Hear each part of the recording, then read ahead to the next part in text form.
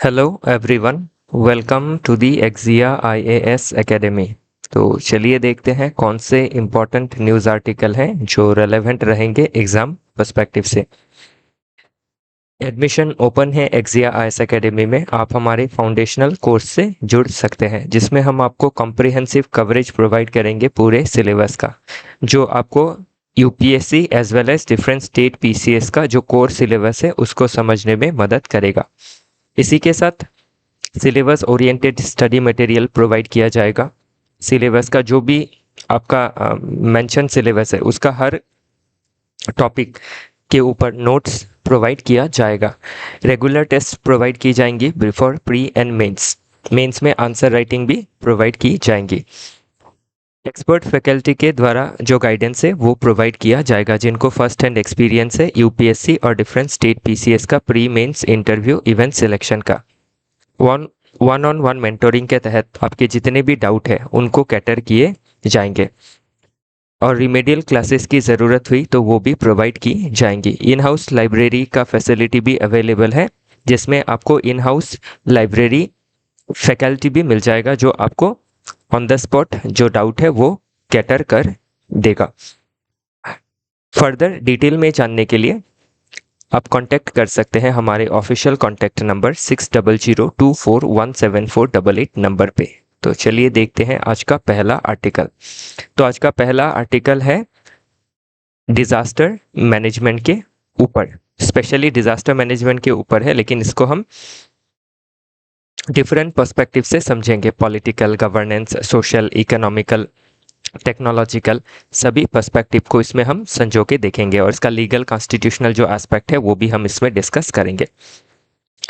तो हाल ही में जो आपका रैली हुआ था तमिलनाडु में, जो टीबी के पॉलिटिकल पार्टी है उसके जो फाउंडर है एक्टर विजय, तो उनके रैली में 41 लोगों की डेथ हो गई because of crowding disaster, stampede की वजह से।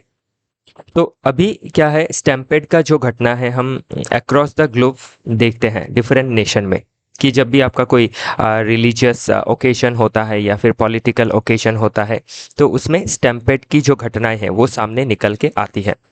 लेकिन इसमें अगर हम नंबर देखें इंडिया का इन रिसेंट टाइम्स, तो बहुत ज़्यादा नंबर पे स्टैम्पेड्स की घटना देखने को मिली है, जिससे क्या है आपकी जो लोगों का राइट है, right to assemble under article 19, वो तो है ही, लेकिन इससे कौन सा आर्टिकल वायलेट हो रहा है? आर्टिकल 21 राइट टू लाइफ का जो प्रोविजन है वो वायलेट हो रहा है।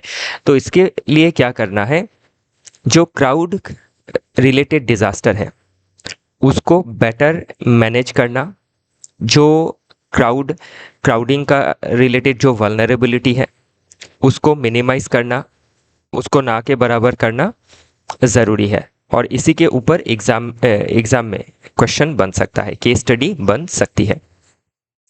तो अभी अगर आप देखें जो इसमें जो केस बताया गया है हाल ही में तमिलनाडु का जो पॉलिटिकल रैली था, तो जिस एरिया में आपका जो क्राउड जमा होना था उसका कैपेसिटी था 20,000 अटेंडीज, लेकिन 1 लाख प्लस जो टर्न आउट है वो देखा गया। मतलब जो कैरिंग कैपेसिटी है उस पर्टिकुलर एरिया की उससे काफ़ी ज़्यादा पॉपुलेशन का जो जमावड़ा है वो देखा गया, जिससे ये डिजास्टर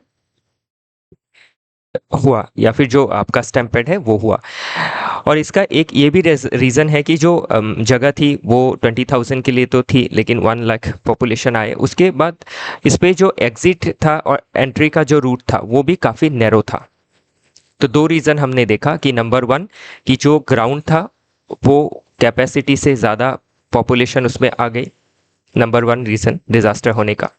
नंबर 2 रीज़न, अभी अगर एक जगह पे क्राउड जमा हो रही है, उनको लग रहा है कि मैं सफोकेटेड हूँ या फिर अनईजी फील हो रहा है, तो उसको एग्जिट करने के लिए प्रॉपर एग्जिट होना चाहिए, बड़ा एग्जिट, ब्रॉड एग्जिट, या फिर 3-4 एग्जिट का मैकेनिज्म होना चाहिए या फिर प्रोविजन होना चाहिए। तो वो नहीं था, जिसकी वजह से क्या हुआ, जो आपका इवाक्वेशन रूट है वो जैम हो गया और इससे क्या हुआ, लोगों के बीच में आपकी एंजाइटी आ जाती है, भगदड़ मच जाती है, तो उससे ये जो क्राउड रिलेटेड डिजास्टर है स्टैम्पेड हुआ, जिसमें अनफॉर्चुनेटली 41 लोगों का जान चला गया।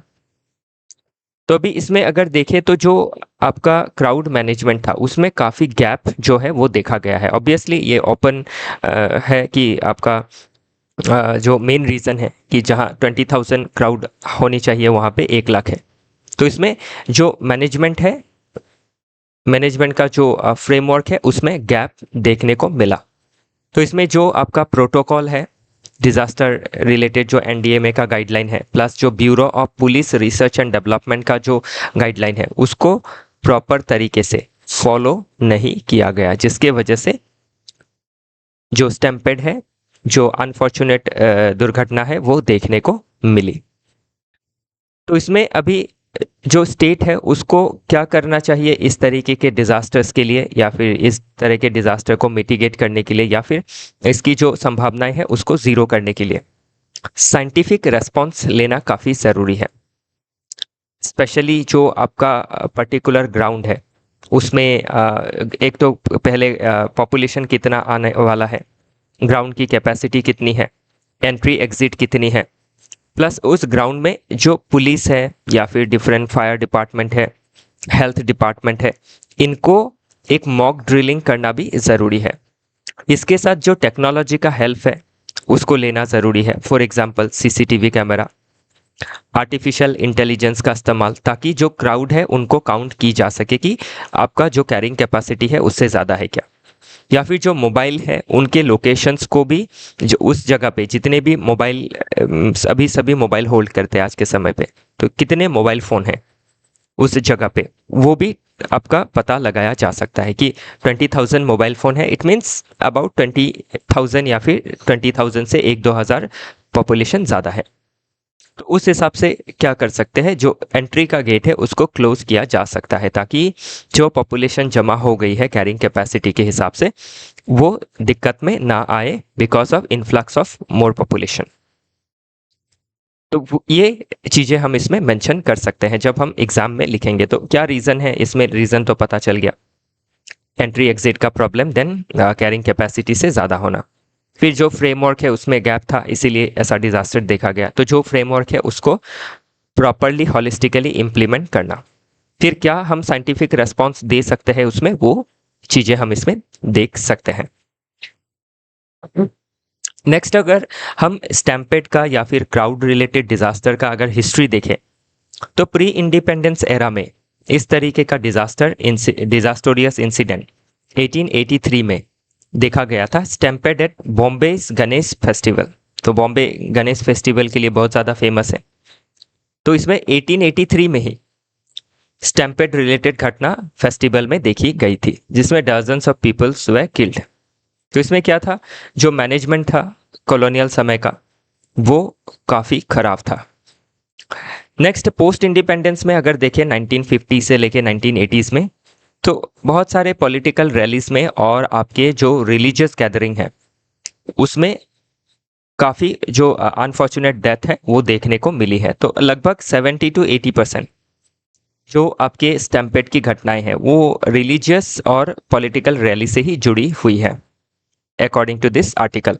तो इसमें 1954 में कुछ एग्जाम्पल दिया गया है। 1954 का जो प्रयागराज कुंभ मेला स्टैम्पेड था उसमें 800 लोगों की जान चली गई, जो कि काफ़ी अनफॉर्चुनेट इंसिडेंट है, जो नहीं होना चाहिए था। 1980s में अगर देखें तो पॉलिटिकल रैलीज में बहुत लोगों की जान गई है, जैसे एंटी सिख रायोट क्राउड जो था उसमें। फिर फेस्टिवल्स लाइक सबरीमाला टेम्पल में जो फेस्टिवल होता है उसमें 1986 में 52 डेथ हुआ। इसका एक रीज़न क्या है कि जो एड हॉक रेस्पॉन्स है, कि मतलब आपका अव्यवस्थित या फिर टेम्परेरी जो आपका मैनेजमेंट का टैक्टिक्स इस्तेमाल किया जाता है। So what it requires is not ad hoc responses but permanent response before conducting any political और रिलीजियस इवेंट। 1990 से 2000 में देखें तो आपका बहुत सारे डेथ आप देख सकते हैं कि हरिद्वार में 39 डेथ इन 2001, कुंभ मेला में ही था ये। फिर 2003 में नासिक में 29 डेथ। तो ये सभी हम देख सकते हैं इसमें। Just a minute.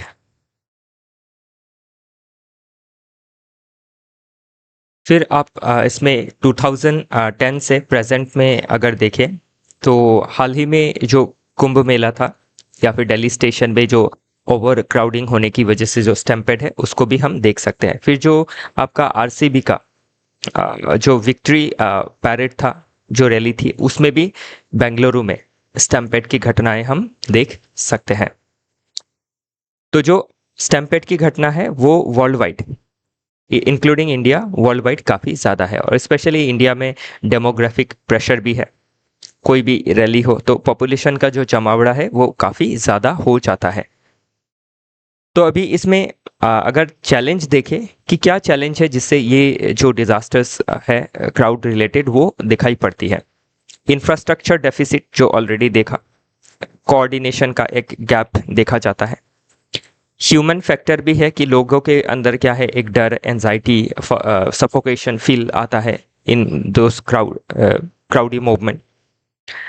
Then resource का कॉन्स्ट्रेंट भी है कि जो आपकी स्टाफ है, पुलिस और अदर डिपार्टमेंटल स्टाफ है, उनकी कमी होने की वजह से भी बेटर मैनेज नहीं किया जा सकता है।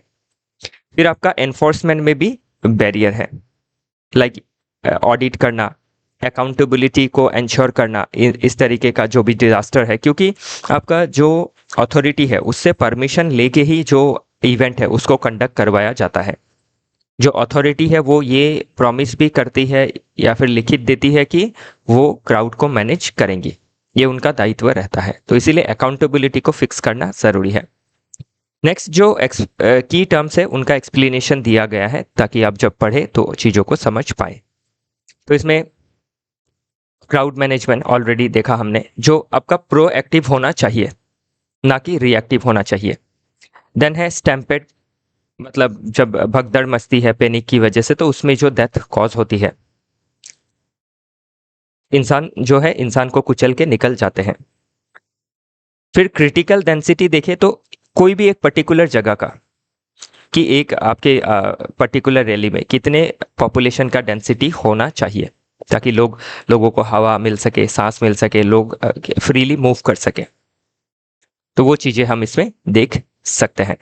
बाकी फिलोसॉफिकल बेस से देखें तो ऑलरेडी मैंने बताया आपको कि कॉन्स्टिट्यूशन के हिसाब से देखें तो फ्रीडम ऑफ असेंबली है 19 आर्टिकल 19 के तहत, जो हमारा फंडामेंटल राइट है। लेकिन इसके साथ ये भी इंश्योर करना ज़रूरी है कि राइट टू लाइफ भी हमारा है। तो ये इस दोनों आर्टिकल में अगर हम देखें तो ऊपर किस आर्टिकल को हमें रखना है, आर्टिकल 21 को।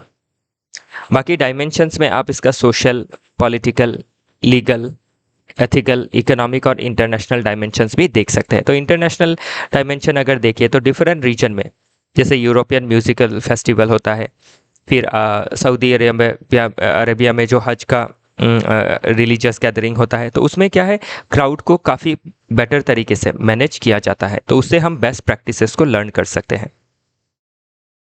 फिर इकोनॉमी के पर्सपेक्टिव से देखें तो क्राउड डिजास्टर से क्या होता है, इकोनॉमिक कॉस्ट देखा जाता है। इससे जो लोग मरते हैं वो देश का रिसोर्स होते हैं, फिर इनको कंपनसेशन देना होता है। इन जो प्रॉपर्टी डैमेज हुई है उनको कंपनसेशन देना होता है। तो ये एक इकोनॉमिक लॉस हम देख सकते हैं इसमें। एथिकली अगर देखें तो ये गवर्नमेंट का, एडमिनिस्ट्रेशन का दायित्व है कि वो अकाउंटेबल रहे इस तरीके के जो इंसिडेंट है इसके लिए, और फ्यूचर में ये ना हो। लीगली अगर देखें तो जो आपका एसओपीज होती है, स्टैंडर्ड ऑपरेटिंग प्रोसीजर, उसके हिसाब से जो चीज़ें हैं, जो इवेंट है उसको कंडक्ट किया जाना ज़रूरी है। जो पॉलिटिकल रैलीज होती है उसमें जो पॉलिटिकल पार्टीज होती है उनको भी ये रेस्पॉन्सिबिलिटी रखना चाहिए कि उनके जो क्राउड मैनेजमेंट है वो बेटर हो और किसी लोगों की जान ना जाए। सोशली अगर देखें तो मास गैदरिंग क्या है, एक इंटीग्रल है इंडियन सोशल फैब्रिक में। अगर देखें तो रिलीजियस फेस्टिवल हो, पॉलिटिकल रैलीज हो, तो इसके लिए क्या है, गवर्नमेंट को, एडमिनिस्ट्रेशन को बेटर मैनेजमेंट टैक्टिक्स अपनाना ज़रूरी है। बाकी अगर आप खुद से किताब पढ़ रहे हैं तो उसमें क्या पढ़ेंगे आप, एनसीईआरटी का। सोशल साइंस में आप डिज़ास्टर मैनेजमेंट पढ़ सकते हैं, पॉलिटिकल साइंस में कॉन्स्टिट्यूशन एट वर्क पढ़ेंगे तो ये जो लीगल डायमेंशन है वो समझ में आएगा। सोशियोलॉजी के पर्सपेक्टिव से देखें तो जो सोशल मूवमेंट है, कल्चरल गैदरिंग है, वो समझ में आएगी हमें कि लोग जमा होंगे ही, लेकिन उनको मैनेज करना होगा बेटर तरीके से। बाकी सिलेबस के कौन से पार्ट से लिंकेजेस है, जैसे सोसाइटी के पार्ट से कॉन्स्टिट्यूशन, पॉलिटी, ये हमने ऑलरेडी देखा है। तो अभी अगर लीगल देखें तो नेक्स्ट आपका जो डिजास्टर मैनेजमेंट एक्ट है वो क्या करता है, बेटर डिजास्टर मैनेजमेंट करने के लिए एक आपका लीगल प्रोविजंस देता है। सिक्योरिटी एंड डिजास्टर मैनेजमेंट के पॉइंट ऑफ व्यू से तो हम इसको देख सकते ही है। एथिक्स, इंटीग्रिटी एंड एप्टीट्यूड के पर्सपेक्टिव से भी देख सकते हैं कि अगर क्राउड मैनेज नहीं कर पा रही है एडमिनिस्ट्रेशन, इसका मतलब एप्टीट्यूड कम है, स्किल कम है। अकाउंटेबिलिटी नहीं ले रही है तो इंटीग्रिटी कम है, इट मीन्स जो आपका एथिक्स है वो कॉम्प्रोमाइज हो रहा है। तो वे फॉरवर्ड में हम क्या कर सकते हैं कि मैंडेटरी इम्प्लीमेंटेशन करना जरूरी है, जो एनडीएमए का गाइडलाइन है और बीपीआरडी का जो गाइडलाइन है। टेक्नोलॉजिकल इंटीग्रेशन कर सकते हैं, like AI powered video analytics, mobile phone data को मॉनिटर कर सकते हैं। अकाउंटेबिलिटी फ्रेमवर्क को स्ट्रॉन्ग करना ज़रूरी है ताकि जो एडमिनिस्ट्रेशन है वो अकाउंटेबिलिटी रखे। जब अकाउंटेबिलिटी आएंगी तभी इस तरीके का घटना कम होगा। कैपेसिटी बिल्ड करना ज़रूरी है पुलिस का और डिफरेंट एडमिनिस्ट्रेटिव ऑफिशियल्स का। इंफ्रास्ट्रक्चर डेवलपमेंट करना ज़रूरी है कि इस तरीके का क्राउड के लिए बेटर फील्ड को डिज़ाइन करना, better entry exit point, multiple entry exit point को डिज़ाइन करना ज़रूरी है। प्लस पब्लिक अवेयरनेस देना भी काफ़ी ज़रूरी है, क्योंकि पब्लिक अगर पैनिक नहीं करती है, शांत रहती है, भगदड़ नहीं मचाती है, तो उससे क्या है, स्टैम्पेड को बहुत दूर कम किया जा सकता है। चलिए देखते हैं अगला आर्टिकल। तो अगला आर्टिकल है, India can attract far more foreign investment, so why does not it. तो अभी हाल ही में हम अगर देखें 1990s के बाद से ही हम देख सकते हैं कि इंडिया की जो इकोनॉमी है वो वर्ल्ड की one of the fastest growing economy है, बट स्टिल हम जो फॉरेन डायरेक्ट इन्वेस्टमेंट है इन इंडिया उसको डिजायर्ड लेवल से बहुत कम अट्रैक्ट कर पा रहे हैं। लगभग $80 billion annually foreign direct investment होता है, जबकि जो कैपेसिटी है वो लगभग आपका $500 बिलियन तक इन्वेस्टमेंट हमें अचीव करना चाहिए। तो इसमें अभी प्रॉब्लम क्या है कि हमारे देश में जो आपके स्ट्रक्चरल इम्पीडिमेंट्स हैं, लेबर लॉ काफ़ी रिजिड है, जिससे जो कंपनी है वो आपकी आने से डरती है कि एक बार अगर लेबर को हायर किया तो उसको फायर नहीं कर सकते हैं। तो एक कंपनी क्या है, उसका उतार चढ़ाव रहता है। जब वो चढ़ता है तो उसे बहुत सारा लेबर का ज़रूरत होता है, वर्कर का ज़रूरत होता है। जब वो रिसेशन में जाता है तो उसके फायर भी करना होता है वर्कर्स को। तो वो प्रोविज़न हमारे देश में काफ़ी स्ट्रिक्ट है। तो लेबर टिल्टेड है, वर्कर टिल्टेड है, तो उसको क्या करना है, आपका इंडस्ट्री टिल्टेड नहीं करना है, लेकिन एक बैलेंस रखना ज़रूरी है। फिर लैंड एक्विजिशन का जो आपका इशू है वो काफ़ी कंटेंशियस है। It is difficult to process land acquisitions. तो लैंड के साथ क्या है, हमारे देश के पॉपुलेशन का काफ़ी एक अटैचमेंट है, जिससे क्या है, लैंड रिलेटेड जब भी एक्विजिशन की जाती है बाय डिफरेंट इंडस्ट्री, तो अभी लैंड एक्विजिशन करने से पहले इंडस्ट्री क्या होती है, बहुत सारे रिसर्च वगैरह में पैसे खर्चा करती है, लोन ले लेती है। उसके बाद जब लैंड एक्वायर करने जाती है, उसमें कोई अगर कोर्ट में पीआईएल दायर कर देता है तो उससे क्या होता है, जो कंपनी है वो एक बार के लिए स्टॉप हो जाता है और उसने जो भी पैसे बैंक से उधार लिए या फिर जो भी इनिशियल खर्चा किया वो उनका लॉस हो जाता है। और इससे क्या होता है, जो कैपिटल है वो आपकी डरती है आने में, डिस्करेज हो जाती है, जो इन्वेस्टर्स है वो डरते हैं। फिर आपके देख सकते हैं कि एग्रीकल्चर में जो रिफॉर्म लाना था वो भी, उसके लिए 3 फार्म लॉ को लाया गया था। बहुत सारे जो आपके एग्रीकल्चरल एनालिस्ट हैं उनके हिसाब से ये आपका एक वाटरशेड मूवमेंट होता अगर ये एग्रीकल्चरल रिफॉर्म जो 3 बिल थी, जो एक्ट बन गया था, ये अगर प्रॉपर इम्प्लीमेंट हो जाता। लेकिन गवर्नमेंट के तरफ से भी थोड़ी लैग रही कि वो जो डिफरेंट स्टेक होल्डर थे, जो फार्मर्स थे, उनको ऑन बोर्ड रखना चाहिए था जब ये लॉ लाया जा रहा था। इसका जो पोटेंशियल बेनिफिट है वो समझाना ज़रूरी था। और प्लस पहले से ही उनको प्रिपेयर करना ज़रूरी था कि जो रिफॉर्म है ये फार्मर्स के लिए के हित के लिए है, उनके बेटर इनकम अर्निंग के लिए है। तो ये सभी चीज़ों में गवर्नमेंट बहुत दूर तक आपकी कन्विंस नहीं कर पाई और बाद में इसको वापस लेना पड़ा। और एक पॉलिटिकल डायलामा भी इसमें क्या है कि अभी जैसे फार्मर के लिए जो फार्म रिफॉर्म बिल था, फिर लैंड एक्विजिशन के लिए भी 2015 में लॉ लाया गया था। फिर आपके लेबर रिफॉर्म्स के लिए भी ऑलरेडी जो कोड्स है वो ली गई है, लेकिन स्टेट ने इसको अभी भी इम्प्लीमेंट नहीं किया है। क्योंकि आप देखें तो तीनों ही जो आपकी रिफॉर्म्स है, लेबर, लैंड, एग्रीकल्चर, ये स्टेट सब्जेक्ट पे आती है under 7 schedule of the Indian constitution under division of power principle. तो उसमें भी प्रॉब्लम क्या है कि सरकार डरती है, एक पॉलिटिकल कंसिडरेशन रहता है कि अगर ये रिफॉर्म्स हमने लाया तो जो अपोजिशन पार्टी है वो इसको एक इशू बनाएगी और पीपल का सपोर्ट को अपोजिशन अपने तरफ मोबिलाइज कर लेगी, और जो रूलिंग पार्टी है जो इन रिफॉर्म्स को लाएगी for broader objective, socio economic developmental objectives, तो वो क्या होगा, फिर से री इलेक्ट नहीं हो पाएंगी। तो क्यों अपना जो पोजीशन है उसको खराब करना है? तो ये एक सबसे बड़ा डर है इसमें जो बताया गया है। जो एक पॉलिटिकल कंसेंसस है वो नहीं बन पा रहा है, जिससे ओपोजिशन पार्टी जो है वो पॉपुलेशन को मोबिलाइज कर रही है। तो अभी इसमें अगर देखें तो हिस्टोरिकली अगर देखें तो प्री 1991 में सोशलिस्टिक पैटर्न ऑफ इकोनॉमी था हमारा, मिक्स मॉडल था नो डाउट, बट सोशलिस्टिक जो टेंडेंसी थी वो ज़्यादा थी।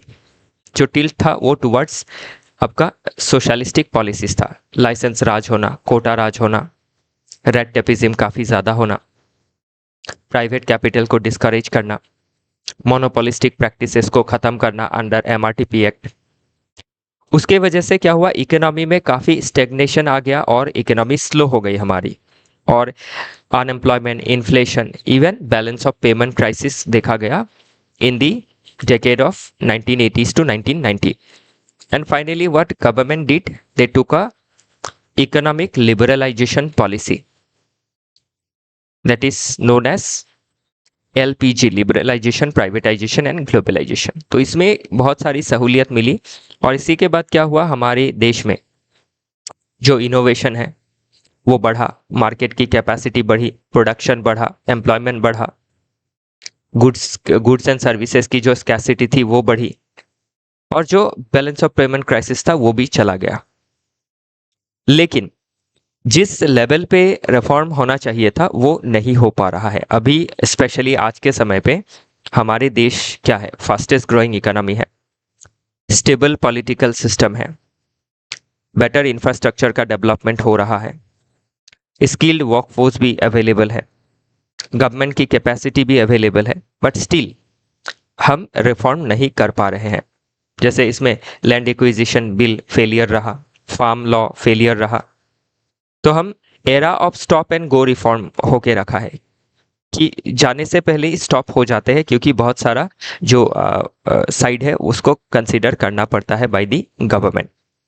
तो इसमें जो सबसे बड़ी चैलेंज है रिफॉर्म ना होने की वो है political consideration, that is political populism, कि पॉपुलिस्ट पॉलिसी ही देश में चलता है, पॉपुलेशन उसी को सपोर्ट करती है, और कोई भी आपका ड्रास्टिक रिफॉर्म का पॉलिसी लिया तो उससे गवर्नमेंट जो है पावर से हट सकती है। दूसरा जो अपोजिशन पार्टी है वो भी इसको मुद्दा बना के बैठती है, तो इसीलिए क्या है, एक अपोजिशन पार्टी और रूलिंग पार्टी के बीच कंसेंसस नहीं है। तो इससे अल्टीमेट लॉस जो है वो देश का जो ग्रोथ है उसके कॉस्ट में ये आपका हो रहा है, और देश का जो डेवलपमेंट है वो लैग कर रहा है जितना होना चाहिए। जो हमारी पोटेंशियल है उससे हम काफ़ी कम ग्रो कर रहे हैं। फिर जो ब्यूरोक्रेटिक सिस्टम है वो भी काफ़ी आपकी फ्रजाइल है, रेजिस्टेंस टू चेंज देखा जाता है, इनर्शिया देखा जाता है। जो फेडरलिज्म का इशू है, सेंटर स्टेट के बीच एक कंसेंसस नहीं बन पाता है, क्योंकि काफ़ी जो रिफॉर्म्स है वो आपके सेंटर के तरफ से नहीं बल्कि स्टेट के तरफ से होनी ज़रूरी है, like land acquisition, agricultural reform etcetera. Next, एक ट्रस्ट डेफिसिट देखा जाता है। क्यों? पास्ट में रेट्रोस्पेक्टिव टैक्सेशन का जो लॉ लाया गया था, जो Vodafone and crane energy company थी, तो उन्होंने टैक्स इवेड किया था, प्रॉपर्टी को ट्रांसफर किया था from one nation to another nation and having a huge short of huge sums of profit. तो व्हाट गवर्नमेंट डिड, गवर्नमेंट ने क्या किया, रेट्रोस्पेक्टिव टैक्सेशन लगा दिया कि जो टैक्सेशन लॉ को आपका उस समय जो टैक्सेशन लॉ नहीं था उसको क्या किया, रेट्रोस्पेक्टिव मतलब पास्ट के जो इनकम थे उसके ऊपर भी टैक्स लगाने का प्रोविजन गवर्नमेंट लेके आया। और इससे इस तरीके का जब क्या होता है, अनसर्टेनिटी रहती है टैक्स लॉ पे, या फिर गवर्नमेंट रेट्रोस्पेक्टिवली टैक्स को अप्लाई करता है पास्ट इनकम में, तो उससे क्या होता है, जो कैपिटलिस्ट है, जो फॉरेन इन्वेस्टर्स है, उनके अंदर एक ट्रस्ट का डेफिसिट आ जाता है टुवर्ड्स गवर्नमेंट और उनकी पॉलिसीज में। तो इसीलिए क्या है, आपका प्रिडिक्टेबल पॉलिसी लेना काफी जरूरी है गवर्नमेंट को, अन्यथा क्या होगा, जो ट्रस्ट डेफिसिट है वो रहेगा, और ये रहा तो आपका जो इन्वेस्टर्स है वो इन्वेस्ट नहीं करना चाहेंगे, और इससे अल्टीमेटली हमारे ग्रोथ एंड डेवलपमेंट को ये हैम्पर करेगा। बाकी की टर्म जो है फॉरेन डायरेक्ट इन्वेस्टमेंट, जब 10% से ज़्यादा का इन्वेस्टमेंट आता है, मैनेजमेंट आती है, टेक्नोलॉजी आता है, तो उसी को फॉरेन डायरेक्ट इन्वेस्टमेंट कहा जाता है। डेमोग्राफिक डिविडेंड का मतलब कि वर्किंग पॉपुलेशन की मात्रा ज़्यादा होना। रेट्रोस्पेक्टिव टैक्सेशन मीन्स इम्पोज करना टैक्स को by changing law on past transactions, जो हाईली कंट्रोवर्शियल है। चाइना प्लस वन स्ट्रेटेजी के तहत क्या है, डिफरेंट जो आपके इन्वेस्टर्स है, बिजनेस हाउसेस है, वो सिर्फ चाइना में इन्वेस्ट नहीं करना चाहती है, they want to diversify their business into different other countries. तो चाइना प्लस वन और टू स्ट्रेटेजी में हम एक पोटेंशियल उनके ऑप्शन है, लेकिन देश में जो रिफॉर्म नहीं हो रही है उसके वजह से चाइना प्लस वन स्ट्रेटेजी जो है it is not working out. आत्मनिर्भर भारत का जो गोल है हमें पता ही है, तो इसके लिए हमें रिफॉर्म्स लानी ज़रूरी है। RCEP क्या है, आपका एक रीजनल कॉम्प्रिहेंसिव इकोनॉमिक पार्टनरशिप है, जो फ्री ट्रेड एग्रीमेंट है अमोंग एशिया पैसिफिक नेशन, जिसमें चाइना हो, ऑस्ट्रेलिया, न्यूजीलैंड, साउथ कोरिया, इस तरीके के देश इसमें इन्वॉल्व हैं। तो इसमें अभी इंडिया ने इसको एग्जिट कर दिया एट द एंड मोमेंट। क्यों? ताकि हम अपनी जो डोमेस्टिक प्रोड्यूसर्स है, इकोनॉमी है, उनको प्रोटेक्टेड रख सके। तो ये सही था, लेकिन अभी क्या करना है, हमें सिर्फ प्रोटेक्शन ही नहीं देना है डोमेस्टिक प्रोड्यूसर्स को, उनको कंपटीशन में भी लाना है बाय ब्रिंगिंग फॉरेन कैपिटलिस्ट, ताकि क्या हो, हमारे जो देश के कैपिटलिस्ट है उनका प्रोडक्ट और ज़्यादा कम्पिटिटिव बने। कंपटीशन आएगा तो ही कम्पिटिटिव बनेगा। बाकी लॉजिकल एंड फिलोसॉफिकल बेस से अगर इसको देखें तो जो डीरेगुलेशन का बात हम कर रहे हैं या फिर चेंजेस की बात कर रहे हैं, वो बात कौन करता है, कौन सा फिलोसॉफी करता है, क्लासिकल लिबरल और न्यू लिबरल इकोनॉमिक फिलोसॉफी। तो classical liberal philosophy economic philosophers में अगर हम देखें तो इसमें हम जॉन लॉक का बात कह सकते हैं, और सबसे ऊपर हम एडम स्मिथ साहब को रख सकते हैं। न्यू लिबरल इकोनॉमी में देखें तो आपका रॉबर्ट नॉजिक है, मिल्टन फ्रीडमैन है, मूरे रॉथबार्ड है, इनका नाम मेंशन कर सकते हैं। और एक वेलफेयरिस्ट अप्रोच या फिर सोशलिस्ट फिलोसॉफी अप्रोच अगर देखें तो स्पेशली लिबरल सोशलिस्ट अप्रोच अगर देखें तो हम इसमें अमर्त्य सेन जी और आपके अमेरिकन फिलोसोफर, मैं नाम उनका भी भूल रहा हूँ, तो उनको हम मेंशन कर सकते हैं इसमें, कि उन्होंने ये कहा है कि आपका वेलफेयरिस्ट अप्रोच होना चाहिए, मतलब कैपिटलिस्ट एंड सोशलिस्ट अप्रोच का मिक्स होना चाहिए। ओके, बाकी डायमेंशन में हम सोशल, पॉलिटिकल, लीगल ऑलरेडी हमने डिस्कस किया है। बाकी इसमें पॉइंट को वापस हम ने समराइज किया है, इसको एक और आप देख लीजिएगा। फिर इसका वे फॉरवर्ड क्या है कि बिल्ड करना है कॉन्सेंसस, पॉलिटिकल कॉन्सेंसस बनाना है डिफरेंट पॉलिटिकल पार्टी के साथ इंक्लूडिंग रूलिंग पार्टी।